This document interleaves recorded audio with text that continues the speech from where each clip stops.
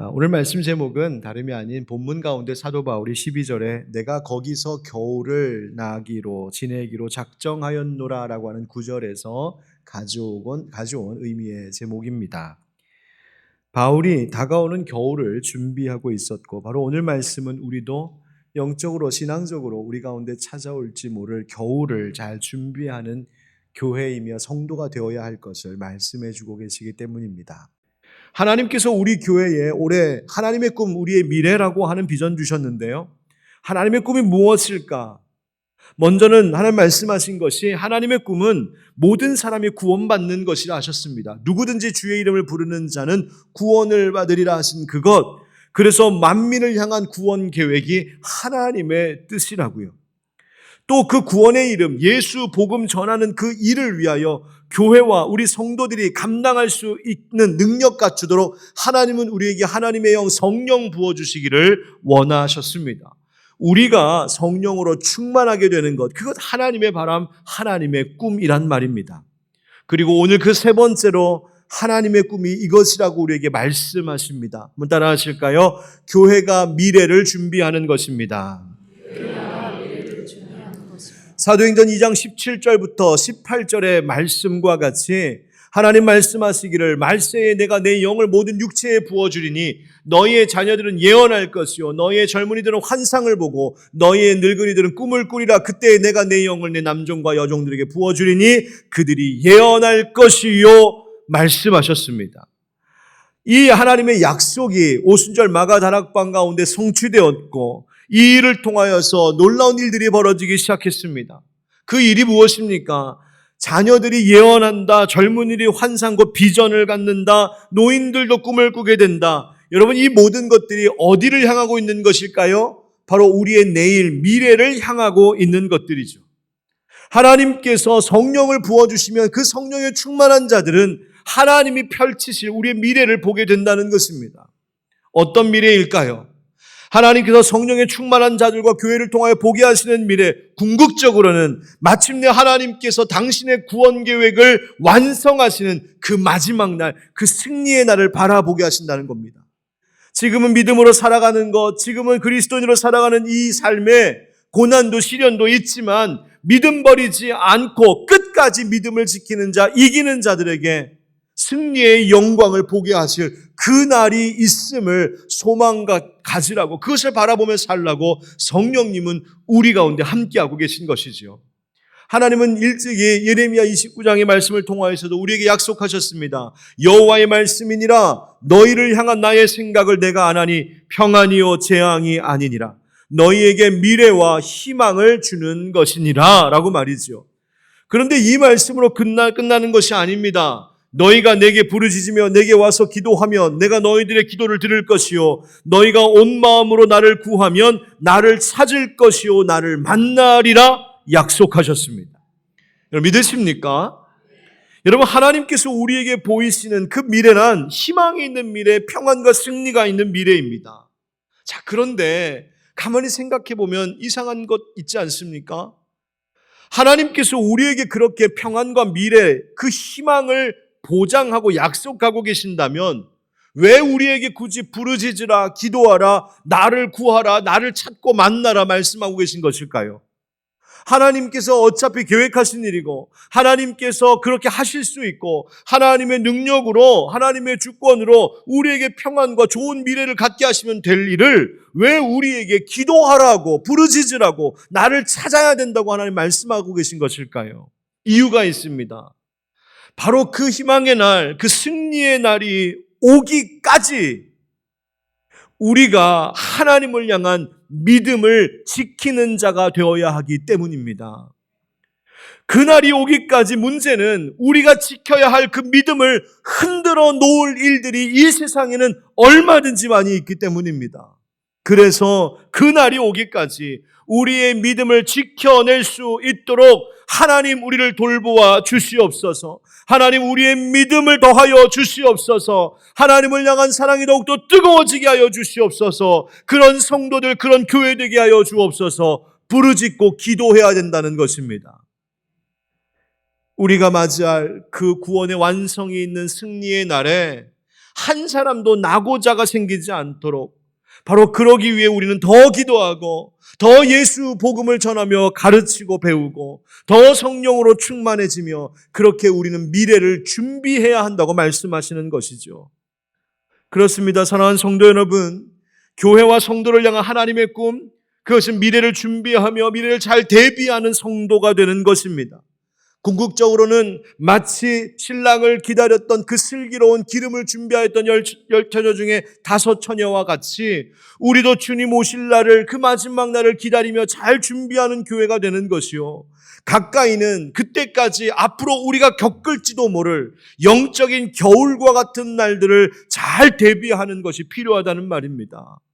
하나님의 전신갑주를 성도들에게 입혀주고 영적으로 그것을 잘 지키며 대비하도록 그것을 준비시켜주는 교회가 되어야 한다는 말이죠.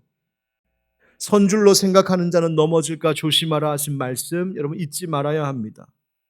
우리의 교회와 우리의 가정과 우리의 나라가 지금 참 평안하다, 편안하다, 이만하면 됐지, 참 살만하다 싶은 생각이 드신다면 먼저는 겸손히 하나님께 감사하십시오.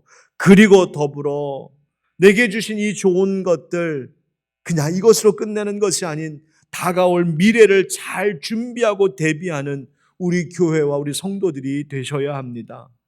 하나님은 잠언 6장의 말씀을 통하여 이렇게 말씀하십니다. 게으른 자여, 개미에게 가서 그가 하는 것을 보고 지혜를 얻으라. 미물에게도 배울 것이 있다 하십니다. 개미는 두령도 없고 감독자도 없고 통치자도 없으되 먹을 것을 여름 동안에 예비하여 추수 때에 양식을 모으느니라. 아멘. 여러분, 개미는 본능적으로 겨울이 다가오는 때를 느끼고 감지하는 것이죠.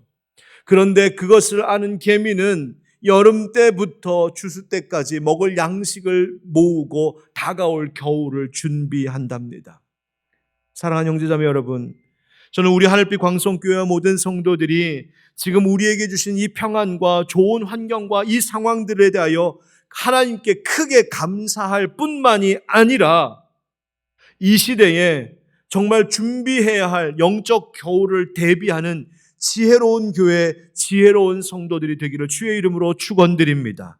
그래서 준비하라 하시는 것, 이 시대에, 이 지역사회, 이 일산 땅에서 너희 하늘빛 광성교회가 준비해야 할 것이 있다 하시는 성령님의 음성을 듣고 그것이 무엇인지 잘 따라 함께 준비하는 올 한 해가 되기를 예수님의 이름으로 축복합니다.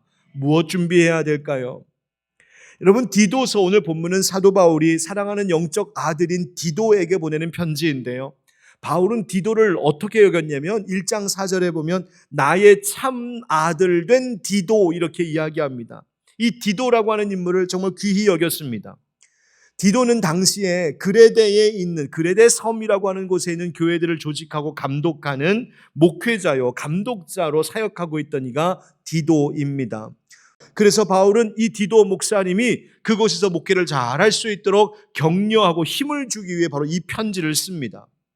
그런데 이 편지가 또 하나 쓰인 이유가 있는데 그것은 이 그레데 섬에는 당시에 거기에 있는 교회와 성도들, 그리스도인들의 믿음을 흔들어 놓을 만한 거짓 교사들, 이단 사상들이 너무나 많아서 그들을 믿음 안에, 진리 안에 바르고 굳게 세우기 위하여 바울이 지금 디도를 통하여 이 편지를 써보내고 있는 것이죠.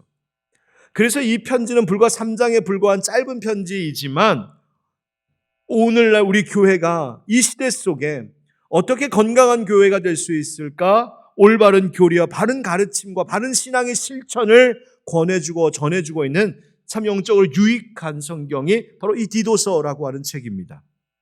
그런데 이 편지의 말미에 바울이 오늘 본문과 같은 말로 다가오는 겨울을 준비하게 하고 있습니다. 오늘 주님께서 이 디도서의 편지가 오늘 우리 교회에 주시는 편지로 생각하며 무엇을 준비하라 하시는지 함께 생각해 보겠습니다. 한번 따라 하시죠. 악한 일을 이기도록 준비해야 합니다. 악한 일을 이기도록 준비해야 합니다. 바울은 디도서 이 편지를 통하여서 디도 목사님이 해야 할 사역의 가르침을 전할 뿐만 아니라 그 교회 성도들에게 뭘 가르치고 훈련시켜야 하는지를 말해주고 있어요. 그래서 그리스도인들이 지켜야 할 선한 의무, 그리고 비방하지 말 것, 다투지 말 것, 관용을 베풀고 범사에 온유할 것을 가르치게 하라고 합니다. 왜 그런 이야기를 하냐면 이유가 있어요. 헬라어의 동사 가운데 크레티조라고 하는 단어가 있는데 이 크레티조라고 하는 동사의 의미는 뭐냐면 그레데인처럼 말하다라는 뜻입니다. 도대체 그레데인들이 어떻게 말했기 때문에 그런 단어가 생겼을까? 이게 좋은 뜻이 아닙니다. 거짓말하다라고 하는 말과 동의어로 쓰이는 단어입니다. 그래서 디도서 1장 12절에도 보면 바울이 그레데인 중의 어떤 선지자가 말하되 그레데인들은 항상 거짓말쟁이며 악한 짐승이며 배만 위하는 게으름뱅이라 라고 말하기까지 했습니다.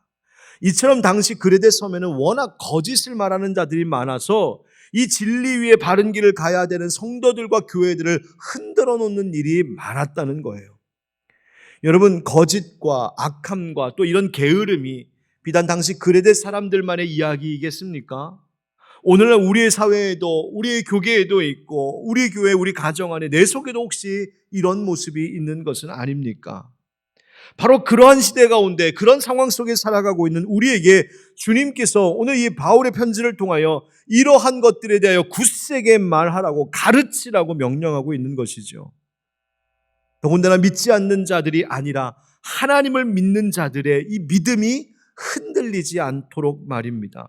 그래서 하는 말이 8절부터 11절입니다. 8절에 보니까 이 말이 미쁘도다. 원하건대 너는 이 여러 것에 대하여 굳세게 말하라. 이는 하나님을 믿는 자들로 하여금 조심하여 선한 일을 힘쓰게 하려 함이라. 이것은 아름다우며 사람들에게 유익하니라 말씀하십니다. 여러분, 미쁘다라고 하는 말의 의미가 뭔지 아시죠? 믿을 만하다, 신실하다, 신뢰할 만하다 그런 뜻입니다. 무슨 말이 그렇게 믿을 만하다는 것인가요? 앞서 바울은 오직 예수 그리스도를 통하여 구원을 얻게 되는 이 은혜에 대해서 전했습니다. 이것이 진리라고, 예수 복음이 진리라고 하는 말이 믿을 만하다는 겁니다. 그리고 그렇게 받은 사랑과 은혜에 합당한 성도들로 살아가야 함을 가르치는 말이 이것이 미쁘다, 마땅히 그렇게 되어야 할 말이다 라고 강조하는 거예요. 그러면서 경계하기를 어리석은 변론과 족보 이야기와 분쟁과 율법에 대한 다툼을 피하게 하고 이단을 멀리하게 하라고 전합니다. 여기서 어리석은 변론이란 진리에 근거하지 않고 혹은 사실에 근거하지 않고 그저 자기 주장을 합리화하기 위하여서 무의미하고 소모적으로 하는 불필요한 말다툼을 이야기합니다. 족보 이야기는 뭐냐면 당시 사람들이 자기의 가정 가문을 좀 돋보이게 하려고 꾸며낸 허구의 전설, 일종의 가문에 흘러내려오는 신화와 같은 거짓된 신화와 같은 겁니다. 그거 다 버리랍니다. 분쟁, 또 율법에 대한 다툼, 이거 다 무익하고 헛되다고요. 뿐만 아니라 이단, 여기서 말하는 이단은 당시 유대주의자들 그리고 영지주의자들을 말하는 것인데 그들의 잘못된 가르침 그거 다 피하라고 멀리해야 될 것이라고 경고하고 경계하는 말씀입니다. 자, 여러분 이 말씀을 생각하면 뭘 깨닫게 되나요? 이러한 일들이 당시 그레데 섬에서만 일어난 일이 아니라 여러분 우리 가운데도 일어난 일들이 아니겠습니까? 이 시대가 갈수록 영적인 어둠이 짙어져 갑니다. 우리를 혼미하게 하는 것들이 많고 진리를 왜곡시키고 진리를 혼탁하게 하는 일들이 있습니다. 또한 무익한 다툼과 분쟁에 우리를 휘몰아 넣는 사회의 일들도 많이 있습니다. 이 악이 창궐해가고 있을 이 시대 속에 그것을 대비하고 그 영적 겨울의 시대를 준비해야 된다는 겁니다. 싸워 이길 수 있는 교회와 성도들이 되어야 한다는 것입니다. 사랑하는 성도 여러분, 우리 하늘빛 광성교회가 왜 그렇게 말씀 읽는 것, 말씀이 중요하다고 강조하고 있을까? 바로 이 말씀만이 우리를 영적으로 무장시켜주고 영적으로 무장되어야 우리 성도들이 이 우상의 시대, 영적 겨울의 핍박의 시대 속에서 여러분들이 승리할 수 있기 때문입니다. 여러분 왜 어린아이 교회 학교 아이들 하는 것처럼 유치하게 예배 오면 우리 출석 도장 찍어가세요? 왜 이런 일을 하는 것일까? 내가 예배자로서 예배자의 영성을 갖추며 살아가야 이 어두운 시대 속에서 그 미래를 준비할 수 있는 성도들, 맞서 싸울 수 있는 성도들로 준비가 되기 때문인 것입니다. 여러분, 영적 겨울이 다가올수록 이와 같은 선한 일, 거룩한 일에 힘써야 합니다. 뿐만 아니라 우리의 자녀들이 살아갈 앞으로 이 세상이 영적으로 더 혼탁해질 수 있기에 오늘도 우리는 말씀과 기도로 진리 위에 바르게 서는 교회를 세워야 할 사명, 책임이 있습니다. 우리 하늘빛 광성교회가 올 한 해 얼마든지 영적 싸움에서 승리할 수 있는, 악한 일에 이기고도 남을 만큼 준비되어 있는 그런 성도들, 그런 교회를 세우는 우리가 되기를 예수님의 이름으로 축원드립니다. 두 번째, 우리가 준비해야 될 것 있습니다. 따라합시다. 이어갈 일꾼들을 준비해야 합니다. 오늘 성경의 12절과 13절의 말씀을 보면 바울이 디도에게 급히 자신이 있는 니고볼리라고 하는 곳으로 오라고 부탁합니다. 이 니고볼리는 바울이 있던 곳인데 그리스 북쪽 해안에 있는 한 지역으로서 이곳 지역의 기후 환경이 겨울을 보내기에 참 적당한 곳이어서 바울이 여기에 와 있습니다. 아마도 바울은 겨울도 선교 안 하고 그냥 쉬기에는 아까운 절기라고 생각하였는지 겨울에도 일할 수 있도록 그 겨울을 보내기 쉬운 이 니고볼리에 가 있습니다. 그리고는 디도에게 너 이제 그레데에서 나와 나의 있는 곳으로 와서 나와 함께 이 선교의 사역에 동역하고 우리 팀에 합류하기를 지금 말하고 있는 것이죠. 바울은 디도에게 이것을 부탁합니다. 여러분 보십시오. 하나님은 하나님의 일꾼들, 하나님의 사람들을 이렇게 보내기도 하시고 부르기도 하시고 세우기도 하십니다. 하나님의 교회와 하나님의 선교를 위하여 사람들을 쓰시는 분이 우리 하나님이세요. 자, 그런데요, 만약에 디도가 그레데에서 나오면 그레데에 있는 교회의 성도들은 어떻게 한단 말입니까? 그래서 바울이 디도를 이어서 그곳에서 사역할 보낼 사역자들을 추천하는 내용입니다. 바로 아데마 혹은 두기고를 추천하는 것이죠. 내가 그를 보내겠다라고 말이죠. 이어할 수 있도록. 또 그 다음 절에 보면 율법교사 세나와 아볼로를 이야기합니다. 율법교사 세나는 여기 이 본문에만 나오는 인물인데 아마도 당시 로마의 법률에 아주 탁월하였던, 어쩌면 전문 변호사 같은 사람이 아니었을까 싶은데 그가 예수 영접하고 각 지역을 돌면서 순회 전도자로 쓰임받은 인물로 보입니다. 아볼로라고 하는 이름은 들어보셨지요? 알렉산드리아 출신의 성경과 말씀에 능통했던 바울의 참 좋은 동역자가 되기도 했었던 이 아볼로. 그런데 너가 니고볼리로 오고 그 다음 세나와 아볼라를 먼저 보내라. 그래서 필요한 것들을 갖추게 공급하게 하라고 그렇게 지시합니다. 여러분, 이 편지의 말미를 가만히 보면 바울은 좋은 일꾼들을 준비시키기도 하고 추천하기도 하고 보내기도 하고 동역하기도 합니다. 또 그들의 손을 통하여서 교회와 선교의 현장에 꼭 필요한 일꾼들을 준비시키고 또 공급하기도 하는 것이죠. 여러분, 오늘날의 교회도 그래야 됩니다. 교회도 미래를 이어갈 일꾼들을 준비하는 일에 힘쓰는 교회 되어야 합니다. 지금 준비하지 않으면 안 됩니다. 어제 토요일 온종일 동안 우리 교회 목자, 부목자들 하루 종일 모여서 이제 곧 시작하게 될 목장 사역을 준비하기 위하여 함께 기도하고 준비하는 수련의 시간을 가졌습니다. 2월에는 교회학교 교사들을 위한 교사대학이 있습니다. 왜? 양질의 목자들과 교사들을 세워야 하기 때문입니다. 올겨울 이번 주말에 청소년 수련회 있습니다. 학업의 빡빡한 일정 속에서 우리 청소년부 아이들이 어느 때보다 많이 수련회에 참가하게 되었습니다. 얼마나 감사한지요. 청년들 수련회 지금 준비하고 있습니다. 왜 이거 할까요? 저들이 우리 하늘빛 광성교회 미래에 하나님 일꾼 되도록 세우기 위함입니다. 누가복음 10장 2절 말씀 여러분 한번 같이 읽어보시겠습니까? 시작. 이르시되 추수할 것은 많되 일꾼이 적으니 그러므로 추수하는 주인에게 청하여 추수할 일꾼들을 보내주소서 하라. 아멘. 예수님 기도하라 하셨습니다. 이거 준비하라 하셨습니다. 추수할 일꾼들 하나님 보내달라고요.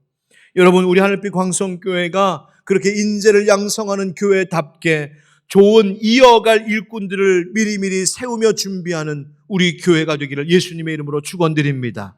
그리고 그 일에 함께 헌신하고 후원하는 여러분 되어주시기를 간절히 부탁드립니다.